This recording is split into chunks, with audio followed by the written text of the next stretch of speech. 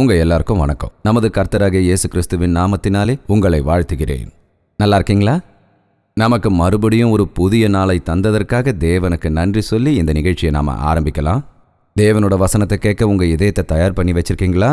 காலையிலேயே தேவனை துதித்து அவரை கனப்படுத்தி பிரார்த்தனையோடு அவரை வேண்டிக்கிட்டு அவர் வாக்கியத்தின்படி நாம நடந்தா அன்றைய நாளில் வர ஒவ்வொரு சோதனையும் நம்மளால ஜெயிக்க முடியும். ஒவ்வொரு தீமைகளிலிருந்தும் நம்ம காப்பாற்றப்படுவோம். ஒவ்வொரு காரியத்திலையும் நம்ம வெற்றியையும் ஆசீர்வாதத்தையும் நிச்சயமா அடைவோம். ஹalleluya! பிரியமான தேவனுடைய பிள்ளைகளே, உங்களுக்கு ஒரு நற்செய்தி.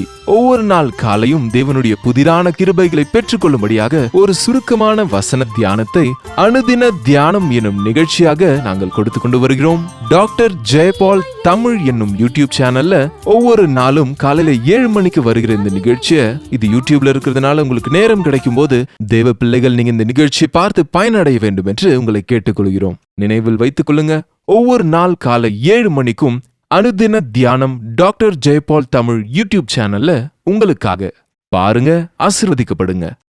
இன்னைக்கு இயேசு அப்பா சொன்ன ஒரு வார்த்தை, அதை இப்போ நம்ம விவரமா பார்க்கலாம்.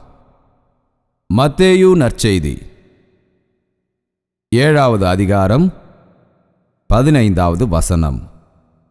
கள்ள தீர்க்க தரிசிகளுக்கு எச்சரிக்கையாயிருங்கள். அவர்கள் ஆட்டுத்தோலை போர்த்திக் கொண்டு உங்களிடத்தில் வருவார்கள்.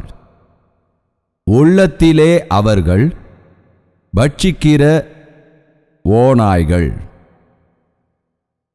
கள்ள தீர்க்க தரிசிகளுக்கு எச்சரிக்கையாயிருங்கள். ஜாக்கிரதையா இருக்கிறது ரொம்ப முக்கியங்க. ஹை அலர்ட் அப்படின்னு சொல்லுவாங்க இல்லையா? யாரோ ஒரு மனித வெடிகுண்டு உள்ள வந்திருக்கான், ஜாக்கிரதையா இருன்னு சொல்லுவாங்க இல்லையா? செக்யூரிட்டியை டைட் பண்ணுங்கன்னு சொல்லுவாங்க இல்லையா? கிறிஸ்துவ உலகத்தில் இன்னைக்கும் கூட கிறிஸ்துவர்கள் ரொம்ப அலர்ட்டா எச்சரிக்கையா இருக்க வேண்டிய நேரம் இது. தேவன் சொல்லியிருக்காரு, கள்ள தீர்க்க தரிசிகளுக்கு எச்சரிக்கையாயிருங்கள். மத்தேயு 24:24 பார்த்தா தேவன் அதில் இன்னும் விவரமா சொல்லியிருக்காரு.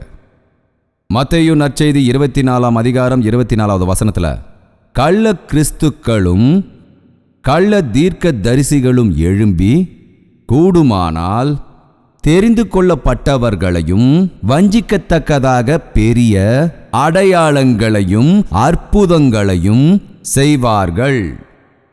கள்ள கிறிஸ்துக்களும் கள்ள தீர்க்க தரிசிகளும் எழும்பி கூடுமானால் தெரிந்து கொள்ளப்பட்டவர்களையும் வஞ்சிக்கத்தக்கதாக பெரிய அடையாளங்களையும் அற்புதங்களையும் செய்வார்கள். இந்த இறுதி நாளில் சேவகர்கள் அதிகமாயிட்டாங்க, விசுவாசிகள் அதிகமாயிட்டாங்க, சபைகள் அதிகமாயிடுச்சு, மீட்டிங்குகள் அதிகமாயிடுச்சு, டிவி சேனல்ஸ் அதிகமாயிடுச்சு, டிவி பிரசங்கிகள் ரொம்ப பெருகி போயிட்டாங்க. ஜாக்கிரதை, எச்சரிக்கையாயிருங்கள். இதுல சில பேர் நிஜமான சேவகர்கள், இன்னும் சில பேர் கள்ள பிரசங்கிகள். பிரசங்கங்கிற வார்த்தை, பைபிள்ல பிரசங்கங்கிற வார்த்தைக்கு சரியான அர்த்தம் என்னன்னா டிரான்ஸ்லேட்டர், கேட்டு சொல்றவங்க. தேவன் சொன்ன வார்த்தைகளை, அதுல இருக்கிற அர்த்தங்களையும் அதே விஷயத்தையும் எல்லாருக்கும் புரியும்படியாக, சாமானியர்களும் புரிந்து கொள்ளும்படி, அந்தந்த இடத்துல அந்தந்த மக்களுக்கு புரியும்படியாக அவன் சொல்றவனே தவிர சொந்த போதனைகளை சொல்றவன் கிடையாது. இப்ப கூட பிரதர் ஜோ பிரசங்கம் பண்ணும்போது பிரதர் சாமுவேல் ஐயா அதை மொழிபெயர்த்து சொன்னாரு. அவர் பிரசங்கி என்ன சொன்னாரோ அவர் இங்கிலீஷ்ல சொன்னதை அவர் தமிழ்ல மொழிபெயர்த்து சொன்னாரு. அதுதானே தவிர இங்கிலீஷ்ல சொன்ன பிரசங்கம் வேறையாவும் தமிழ்ல சொன்ன பிரசங்கம் வேற மாதிரி இருந்தா ஏதாவது பிரயோஜனமா இருக்குமா? இன்னைக்கு பல பேர் பிரசங்கின்னு சொல்றவங்கெல்லாம் தேவனுடைய வார்த்தையை இருக்கிறபடியா மக்களுக்கு கொண்டு சேர்க்கறதுக்கு பதிலா அவங்களோட சொந்த போதனைகளை செய்றாங்க. தேவன் சொன்னது சொன்னபடி இல்லாம இதை சேர்த்து அதை சேர்த்து அவங்க என்ன செய்றாங்க? கலந்து சேர்த்து குற்றமுள்ள காதுல குற்றம் சேரும்படியா மனிதன் எதை சொன்னா கேட்பானோ, எதை சொன்னா அவன் அங்கீகரிப்பானோ, எப்படி சொன்னா மக்கள் புகழ்வாங்களோ, எப்படி சொன்னா இவன் பின்னால் அவங்க தொடருவாங்களோ அப்படி போதனை பண்ண ஆரம்பிச்சிட்டாங்க. பார்த்தீங்களா? இறுதி நாளில் மனிதர்கள் கேட்க செவிகள் இல்லாத மனிதர்களைப் போல தங்கள் சுய இச்சைக்கேத்த மாதிரி போதகர்களை தங்களுக்கேத்த மாதிரி சேர்த்து கொண்டார்கள். உள்ளதை உள்ளபடி சொல்ற போதகர்கள் கிட்ட இருந்து தப்பிச்சு ஓடி போயிடுறாங்க. தானா தானா. உங்களுக்கு ஒன்று தெரியுமா? முன்னாடி கதை சொல்றதுக்காக ஒரு பாட்டு பாடுவாங்க. அவங்க அப்படி கதை சொல்லி பாடும்போது பக்கத்தில் இருக்கிறவங்க என்ன பண்ணுவாங்க? தானா தானா தந்தான தானா. இது எப்படி இருக்குன்னா, நீங்க சொல்றதையே நானும் திரும்ப சொல்றேன்ற மாதிரி இருக்குல்ல. இன்னைக்கு பாஸ்டர்கள் தந்தானா, கேட்கிறவங்களும் தந்தானாங்கிறாங்க, திருப்பி சொல்லிக்கிறாங்க. பொதுமக்கள் அவங்க சொல்ற மாதிரியே திருப்பி சொல்றதுனால பாஸ்டர்கள் தந்தானான்னு மழிப்பிடுறாங்க. என்ன கொடுமைங்க இது! யெகோவா இப்படி சொல்றாரு. என்னோட பிரசங்கிகள் பிரசங்கிக்கும் போது யெகோவா இந்த மாதிரி தான் சொல்லியிருக்காரு, தேவனும் இப்படி தான் சொல்லியிருக்காரு. நீங்க கேட்டாலும் கேட்காம போனாலும் எசேக்கியேல் பிரசங்கி சொன்னாரு, நான் எவ்வளோ சொன்னாலும் அவங்க கேட்க மாட்டேங்கிறாங்க. நீங்க சொல்ற போதனையை சொன்னா யாரும் கேட்க மாட்டாங்கய்யா. அப்படின்னா அவங்க திமிரா நடந்துப்பாங்க, முரடனா நடந்துப்பாங்க. ஆனா உங்களுக்காக ஒரு தீர்க்கதரிசி இருக்கான்றதை அறிந்து கொள்ளும்படியாக அவர்கள் கேட்டாலும் கேட்காமல் போனாலும் நான் சொன்னதை அவர்களுக்கு சொல்லு. அதுதான் உண்மையான பிரசங்கியோட வேலை. தேவனோட வார்த்தைகளை இருக்கிறபடி பொதுமக்களுக்கு சொல்றது, மக்களோட நலனுக்காக தேவனோட சன்னதியில விண்ணப்பம் செய்யறது, மக்களுக்காக தேவனோட சன்னதியில முறையிடுறது.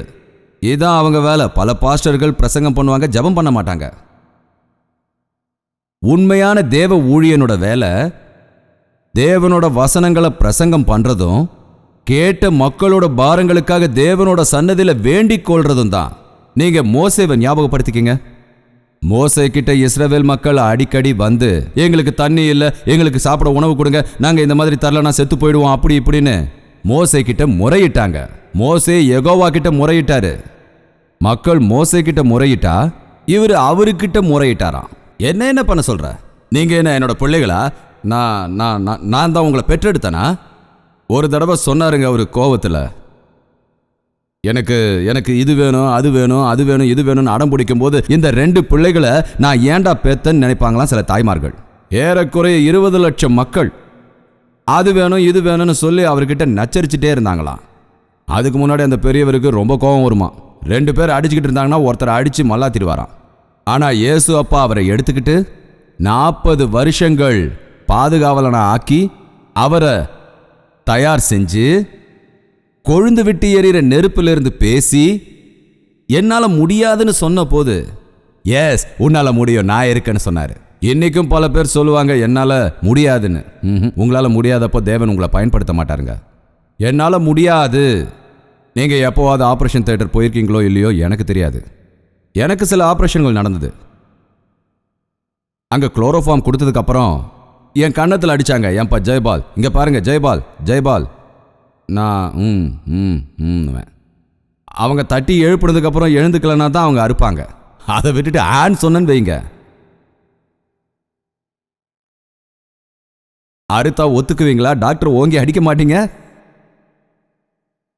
தேவன் நம்மளை பயன்படுத்திக்கணும்னா நாம முழுக்க டம்மி ஆயிடணும். அப்போ உங்க மேல கிரியைகளை செய்வாரு. என்னால பேச முடியாதுங்க. உடல் பலத்தால இஸ்ரவேலர்களை விடுவிச்சிருவன்னு சொன்னவர். ஆனா இப்போ தேவன் கூப்பிடும்போது அவர் தம் பலகீனத்தை ஒத்துக்கொள்ளும் போது, இல்ல வா நான் உன்னோட வார்த்தைக்கு பலமா இருப்பேன்னு சொன்னாரு. தேவன் மோசேவை பயன்படுத்திக்கிட்டாரு. என்று தேவனுக்கு வேண்டியவங்க அவர்கிட்ட ஒப்படைச்சவங்க. உங்களோட அறிவு அவருக்கு தேவையில்லை, உங்களோட ஞானமோ புத்தியோ தேவையில்லை, உங்களோட குவாலிஃபிகேஷன் அவசியம் இல்லை, உங்களோட யோகியம் அவருக்கு தேவையில்லை. உமது கையால் பயன்படுத்தி கொண்டால் அதுவே போதும்னு சொல்றவங்கள தேவன் பயன்படுத்திக்குவாரு. அவன் தாங்க உண்மையான பிரசங்கி. கிதியோனோட தேவன் பேசும்போது மேம்பலம் பொருந்திய பலசாலியேன்னு சொன்னாரு. என்னங்க இது, கிதியோனுக்கு நான் பயந்து போய் காட்டுக்குள்ள தனியா இருக்கிற இடத்துல வாழ்ந்துகிட்டு இருக்கேன்.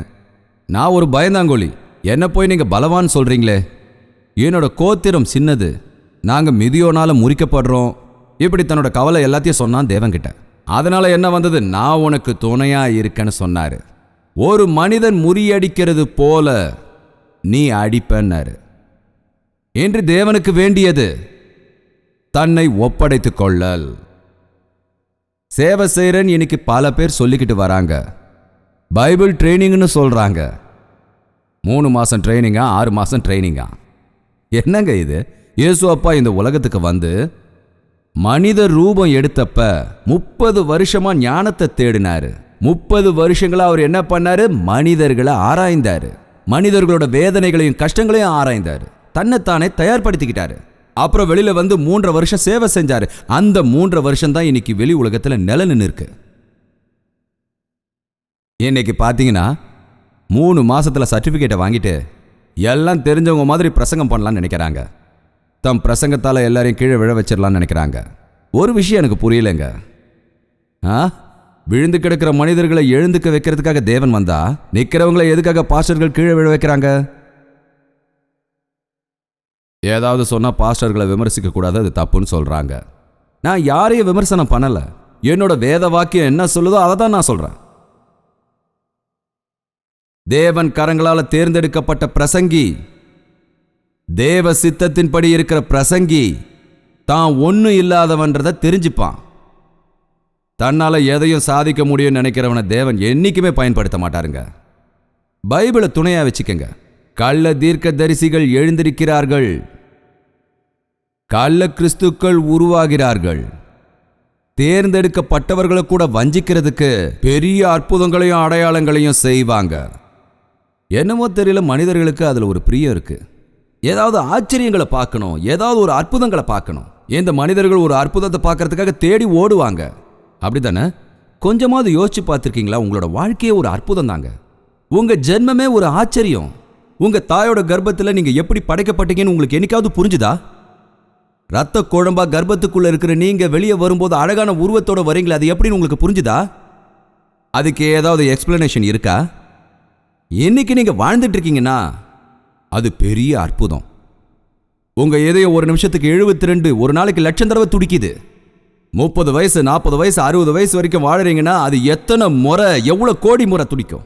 ஒரு தடவை நின்று போயிடுச்சுன்னா டொக்கு டொக்கு டொக்கு, அவ்வளவுதான். என்ன சொல்லுவாங்க? Heart attack. நிமிஷத்துக்கு 23 தடவை மூச்சை வாங்குறோம், விடுறோம், நமக்கு தெரியாமலேயே. மூச்சு திணறல் இருக்கிறவங்களுக்கு மட்டும் தெரியும் மூச்சு விடுறது. ஏன்னா திணறல் இருக்கிறதுனால அவங்களுக்கு தெரியும், மற்ற யாருக்கும் மூச்சு விடுறது தெரியாது. நீங்க உள்ள இழுத்த மூச்சு மேலே போய் நின்றுடுச்சுன்னா அதை என்ன சொல்லுவாங்க? இறுதி மூச்சு. அவன் வாழ்க்கை அதோட முடிஞ்சுது. இதை விட ஆச்சரியம் வேற என்ன இருக்கு?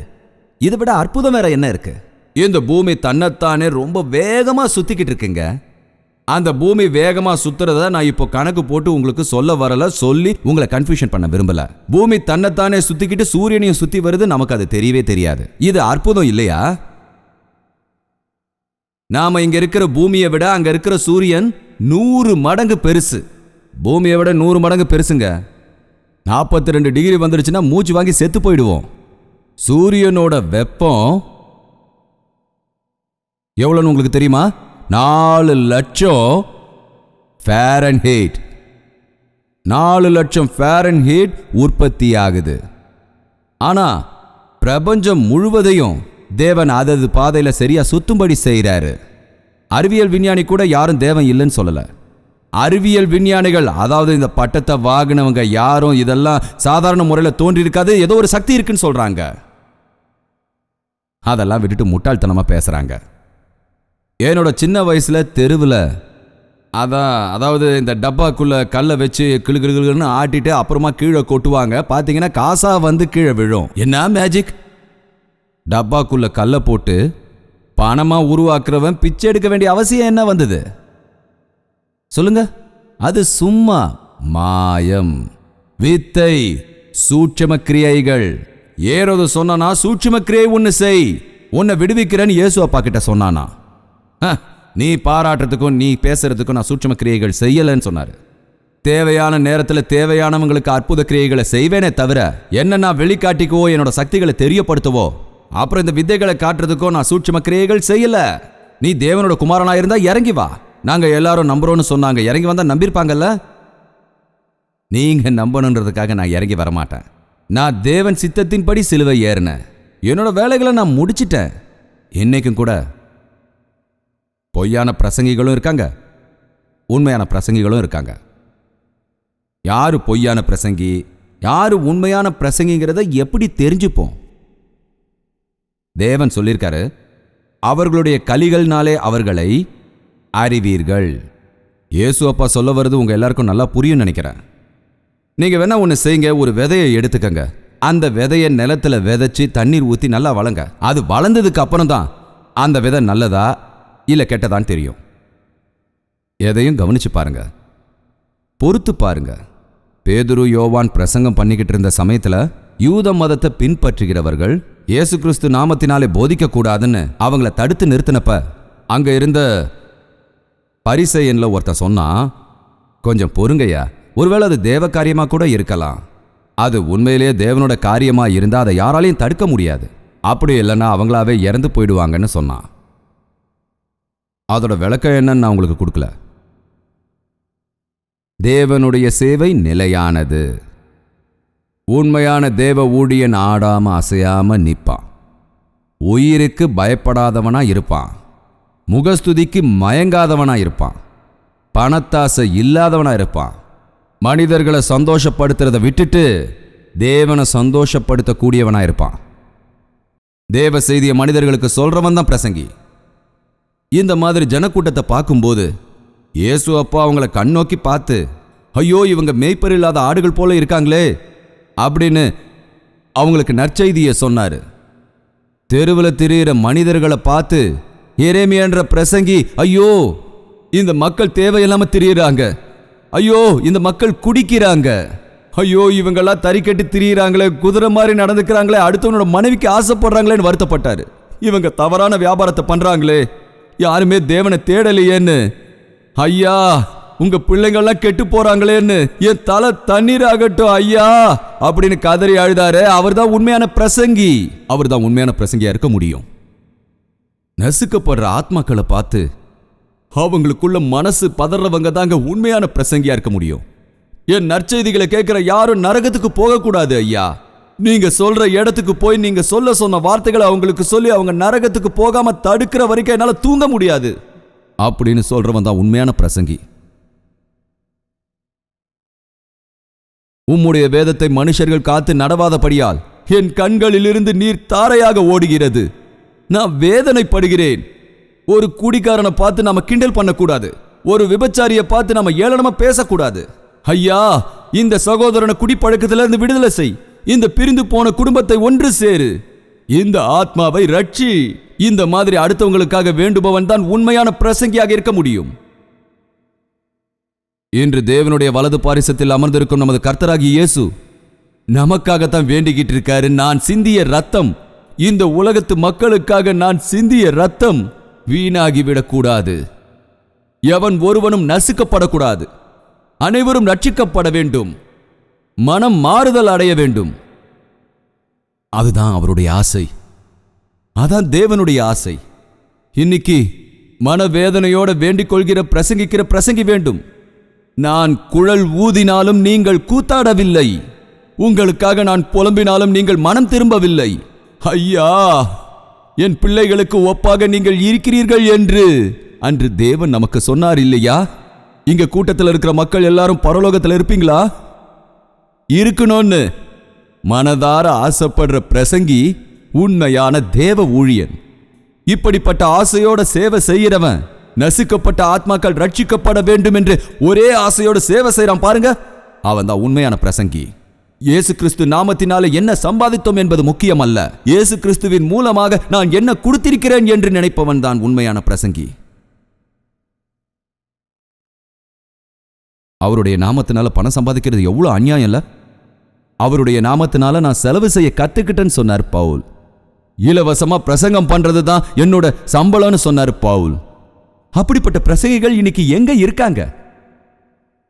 மோசம், ஏமாற்றம். இந்த டெக்னாலஜி வளர்ந்ததுக்கு அப்புறமா இந்த லேட்டஸ்ட் எக்யூப்மெண்ட்டை வச்சு பிரபலம் அடையணும்னு நினைக்கிறாங்க அந்த பிரசங்கிகள். இந்த பிரபஞ்சத்திலேயே பேருள்ளவனா இருக்கணும்னு ஆசைப்படுறாங்க. அவங்க பெருமையா தங்களை பேசணும்னு நினைக்கிறாங்க. ஐயோ, அவங்களுக்கு சிரமம். கள்ள தீர்க்கதரிசிகள் கிளம்பிட்டாங்க. அவங்களெல்லாம் நீங்க நம்பாதீங்க. ஒவ்வொரு பிரசங்கியையும் நம்பாதீங்க. நீங்க ஜாக்கிரதையா இருங்க. இங்க இருக்கிற கிறிஸ்துன்னா போகாதீங்க. அங்க கிறிஸ்து இருக்காருன்னு சொன்னா நீங்க போகாதீங்க. எங்க சர்ச்சில் தான் கிறிஸ்து இருக்காருன்னு சொன்னா போகாதீங்க. அவர் இங்க இல்ல, அங்க இல்ல. எங்க இருக்காரு? எங்க முழு மனதோட அவர் நாமத்தினால இருக்காங்களோ அவர் அங்க இருக்காரு. அது ஏதோ ஒரு புனித ஸ்தலத்துக்கு போய் தரிசனம் பண்ற மாதிரி இல்ல. புண்ணிய பூமிக்கு போய் தரிசனம் பண்ற மாதிரி இல்ல. சர்ச்சுக்கு போனா தரிசனம் கிடைக்கிற மாதிரி இல்ல. சில தேவ ஊழியர்களுக்கு நீங்க போய் பணம் கொடுத்தா ஏதோ அதிசய நிகழ்வு நினைக்கிறாங்க. ஜாக்கிரதை, அது மாதிரிலாம் எதுவும் நடக்காது. உங்க இதயத்தை ஆராயிற தேவன் முன்னால நீங்க தலை வணங்கி இருங்க. நாம இறுதி நாள்ல இருக்கோம். தேவனோட வருகை சமீபத்துல இருக்கு. அவங்க கிரியைகளுக்கு ஏத்த மாதிரி அவங்க ஊதியத்தை தயார் செய்து கொண்டு தேவன் சீக்கிரமே இங்க வரப்போறாரு. நான் செய்யற சேவை என் தகப்பனை சந்தோஷப்படுத்தணும். உனக்காக தனது ஆசீர்வாதத்தை தந்து கொண்டு உனது ஆத்மாவை புனிதப்படுத்தி உனக்காக ரத்தத்தை சிந்தின அந்த தேவன் சந்தோஷப்பட வேண்டும். உண்மையான பிரசங்கி போதிக்கிறவனா இருக்கணும். இன்னைக்கு ராத்திரி உங்களுக்கும் தேவனுக்கும் என்னால சம்பந்தம் ஏற்படுத்த முடிஞ்சதுன்னா எனக்கு அது போதுங்க. நீங்க என்ன தேடி வர வேண்டியதில்லை, எனக்காக ஆதரிக்க வேண்டியதில்லை, என்னோட மினிஸ்ட்ரியை ஆதரிக்க வேண்டியதில்லை. நீங்கள் தேவனை பிடித்து கொண்டால், தேவனுடன் பேசும் வாய்ப்பை பெற்றால், உங்க பேர் ஜீவ புஸ்தகத்தில் எழுதப்பட்டால், நாம போகக்கூடிய பரலோக ராஜ்யத்தில் சேர்ந்து நாம் சந்திப்போம். போதுங்க, அது போதும். அது எனக்கு போதுங்க. தேவன் நமது ஆத்மா காரியங்களை நடத்தி வைப்பாராக. இப்போ நேரம் ஆயிடுச்சு. அதனால நாம பிரார்த்தனையை ஆரம்பிக்கலாம். எல்லாரும் அவங்கவுங்க இடத்துல எழுந்து நில்லுங்க. எல்லாருமே எழுந்துருங்க. இந்த ராத்திரி நேரத்தில் நாம ஒரு நிமிஷம் பிரார்த்தனை பண்ணலாம். உங்க மனம் திறந்து ஒவ்வொருத்தரும் தேவன் கூட பேசுங்கள். இன்னும் கொஞ்ச நேரத்தில் நாம எல்லாரும் விடை பெற போறோம். பரிசுத்தமான நேரம் இது. பரிசுத்த ஆத்மாவானவர் உங்கள் ஒவ்வொருவரையும் பார்க்கும் நேரம் இது. அவர் உங்களை விடுவிக்கும் நேரம் இது. உங்களை ஆதரிக்கும் நேரம் இது. உங்களோட பேசணும்னு ஆசைப்படுற அந்த தேவன் மெல்லிய ஸ்வரத்தால இன்னைக்கு ராத்திரி உங்க எல்லாரையும் அணைக்கிறாரு. தேவனே, என்னோடு பேசுங்கள் அப்பா, என்னோடு பேசுங்கள் தகப்பனே. மணிக்கணக்கில் பிரசங்கங்கள் கேட்கிறத விட என்னோட ஒரு வார்த்தை நீங்க பேசினால் போதும் தகப்பனே. ஒரு வார்த்தை போதும் தகப்பனே. என் நிலையை எனக்கு உணர்த்துங்கள் அப்பா. என் பெயர் சொல்லி என்னை அழையுங்கள். உமது மெல்லிய சுரத்தை என்னை கேட்கும்படி செய்யுங்கள் என்று மனம் திறந்து அவரிடம் பிரார்த்தனை செய்வோம். என்னோடு நீர் பேசினால் எனக்கு அது போதும் தகப்பனே. ஒரே ஒரு வார்த்தை எனக்கு போதும் அப்பா. இன்று இரவு என்னோடு பேசுங்கள் தகப்பனே. இன்று இரவே எனது வாழ்க்கையை சரி செய்யுங்கள் தகப்பனே. எனது பக்தியை சீராக்குங்கள் ஐயா. இந்த மாதிரி தேவன்கிட்ட நம்ம பிரார்த்தனை செய்யலாம். நமக்கு நடுவில் இன்னைக்கு பரிசுத்த ஆத்மா சஞ்சரிக்க போறாரு. உண்மையான விசுவாசிகளா உங்களை ஆக்க போறாரு. உங்களை பரிபூரண பக்திமான ஆக்க போறாரு. உங்களை அவர் ராஜ்யத்தோட வாரிசா ஆக்க போறாரு. தேவன் ஆசையோடு இருக்கிறாரு. நீங்க எல்லாரும் உங்க மனம் திறந்து நம் தேவனோடு பேசலாம். தேவனோட மெல்லிய ஸ்வரங்களை கேட்கலாம். என்னோடு பேசுங்கள் தகப்பனே. உமது கிருபையை எனக்கு தந்தருளும் தகப்பனே. எனது உடைந்த இதயத்தை காப்பாற்றிக் கொள்ள உமது கிருபை எனக்கு போதும் தகப்பனே. அவருடைய கிருபையை தந்தருள வேண்டும் என்று தேவனிடம் கேட்கலாம். பரிசுத்தமும் பிரியமும் நிறைந்த தகப்பனே, மறுபடியும் எங்கள் கைகளை உயர்த்தி உமது கிருபைக்காக நாங்கள் வேண்டிக் கொள்கிறோம்.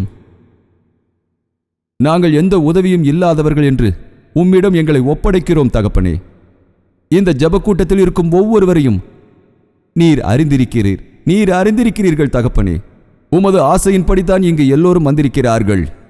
அவர்களை நீர் ஆசீர்வதிக்க வேண்டும். கண்ணீரை துடைக்க வேண்டும் தகப்பனே. அவங்க இதயத்தில் இருக்கிற வேதனையிலிருந்து அவங்களுக்கு விடுதலை அளிக்க வேண்டும். குடிகாரர்களாய் இருந்து விபச்சாரங்கள் செய்து கிறிஸ்துவர்கள் என்று சொல்லிக்கொண்டு இந்த கூட்டத்தில் இருப்பவர்களை பார்த்தகப்பனே, திரும்பவும் அவர்கள் மனம் குடியின் பக்கம் திரும்பாமல் இருக்க மறுபடியும் அவர்களின் மனம் வேசிகளின் பக்கம் திரும்பாமல் இருக்க இன்று இரவு அவர்கள் இதயத்தை நசரேயனாகிய இயேசு கிறிஸ்துவின் நாமத்தினாலே விடுதலை செய் தகப்பனே. மனம் நொந்து போய் கஷ்டப்பட்டு அங்கும் இங்குமாக சுற்றித் திரிந்து என் வயிற்றில் ஒரு புழு பூச்சி கூட தங்கவில்லையே, எனக்கு கர்ப்ப பலம் இல்லையே என்று வேதனைப்பட்டு கொண்டிருக்கிற கணவன் மனைவியை பாருங்கள் தகப்பனே. மூடியிருக்கும் கர்ப்பம் நசரேயனாகிய இயேசு கிறிஸ்துவின் நாமத்தினாலே திறக்க வேண்டும் தகப்பனே. கர்ப்ப பலன் தேவன் தருகிற சுதந்திரம், பிள்ளைகள் அவர் தரும் சுதந்திரம் என்று உமது வாக்குத்தத்தத்தை அவர்கள் வாழ்க்கையில் நிறைவேற்று தகப்பனே. பாவ வலைகளில் விழுந்து வாழ்க்கையில் விரக்தி அடைந்து என் வாழ்க்கை கெட்டு போச்சு, நான் எதுக்கும் பயன்பட மாட்டேன், என் வாழ்க்கை வீணாயிடுச்சு, நான் உயிர் வாழறதுக்கே தகுதி இல்லைன்னு மன அழுத்தத்துக்கு ஆளானவங்கள, இறந்து போலான்னு நினைக்கிறவங்கள, மனம் போன போக்குல போறவங்கள, தான் இஷ்டப்படி வாழறவங்களையும் இந்த ராத்திரியில உமது நாமத்தினாலே உமது பாதத்தின் அடியில் தருகிறோம் தகப்பனே. நான் இறக்க மாட்டேன், நான் வாழ்ந்து தேவனுடைய காரியங்களை நடத்தி வைப்பேன் என்று சொல்லும்படியாக உமது பரிசுத்த ஆத்மாவின் காரியங்களை நடத்தி வை தகப்பனே. இதயம் நொறுங்கி போனவர்களை நலமாக்கிய தேவன், அவர்கள் காயங்களை ஆற்றிய தேவன், மனிதர்களால் ஏமாற்றப்பட்டு வாழ்க்கையில விரக்தி அடைந்தவங்களை நீர் சரி செய்ய வேண்டும், நீர் ஆதரிக்க வேண்டும். அவர்கள் நொறுங்கிய இதயத்தை நீர் சரி செய்ய வேண்டும். என்ன ஒரு பையன் விரும்புறேன்னு சொன்னா என்னை ஏமாற்றி என்னை கெடுத்துவிட்டு இருக்கும் இடம் தெரியாமல் ஓடிவிட்டான், என் வாழ்க்கை வீணாகி விட்டதென்று கதறுபவர்களை கண்ணோக்கி பார் தகப்பனே. உமது இரத்தத்தால் அவர்களை கழுவி பரிசுத்தவான்களாய் அவர்களை மாற்று தகப்பனே. உமது சாட்சியை நீங்கள் நிலைநிறுத்த வேண்டும். ஒவ்வொரு சபையிலையும் தேவ கூட்டத்தை நடத்துறதுக்கு ஒவ்வொரு தேவ மனுஷனும் மனம் திரும்பும்படியாக நிஜமான பிரசங்கியாக மாறி உமது பரிசுத்த வார்த்தைகளை பிரசங்கிக்கும்படியாக உமது பரிசுத்த ஆவியை இறக்க வேண்டும் தகப்பனே. இயேசு கிறிஸ்துவின் நாமத்தினாலே உம்மிடம் கேட்கிறோம் தகப்பனே. உமது பிதாவாகிய தேவனுடைய அன்பும் குமாரராகிய கிறிஸ்துவின் கிருபையும் பரிசுத்தவானின் ஐக்கியமும் சமாதானமும் இங்கு கூடியிருக்கும் அனைவருக்கும் இன்றும் என்றும் சதா காலமும் துணை இருக்க வேண்டும் என்று பிரார்த்திக்கிறோம். ஆமேன். ஹalleluya. பிரியமான தேவனுடைய பிள்ளைகளே, உங்களுக்கு ஒரு நற்செய்தி. ஒவ்வொரு நாள் காலையும் தேவனுடைய புதிரான கிருபைகளை பெற்றுக்கொள்ளும்படியாக ஒரு சுருக்கமான வசன தியானத்தை அனுதின தியானம் என்னும் நிகழ்ச்சியாக நாங்கள் கொடுத்து கொண்டு வருகிறோம். டாக்டர் ஜெயபால் தமிழ் என்னும் யூடியூப் சேனல்ல ஒவ்வொரு நாளும் காலையில 7 மணிக்கு வருகிற இந்த நிகழ்ச்சியை, இது யூடியூப்ல இருக்கிறதுனால உங்களுக்கு நேரம் கிடைக்கும் போது தேவ பிள்ளைகள் நீங்க இந்த நிகழ்ச்சியை பார்த்து பயனடைய வேண்டும் என்று உங்களை கேட்டுக்கொள்கிறோம். நினைவில் வைத்துக் கொள்ளுங்க, ஒவ்வொரு நாள் காலை 7 மணிக்கும் அனுதின தியானம் டாக்டர் ஜெயபால் தமிழ் யூடியூப் சேனல்ல உங்களுக்காக பாருங்க, ஆசீர்வதிக்கப்படுங்க. மரணம் அடைஞ்சிங்கன்னா பிரச்சனை தீந்துருமா? தீராதுங்க. இறந்ததுக்கு அப்புறம் மிகப்பெரிய வேதனை இருக்கு. நீங்க தற்கொலை பண்ணிக்கிட்டீங்கன்னா நித்தியமான நரகத்துக்கு தான் போவீங்க. அக்னியும் கந்தகமும் இருக்கிற கடலுக்கு தான் போவீங்க. அது ஒரு பயங்கரமான இடம். தேவனுக்காக வாழறது பெரிய பாக்கியம். கவலைப்படாதீங்க, அந்த கவலையிலிருந்து காப்பாத்துவாரு. உங்க பிரச்சனைகள் எல்லாத்தையும் அவர் மாத்துவாரு. அவரால் முடியாத காரியம் எதுவுமே இல்லை.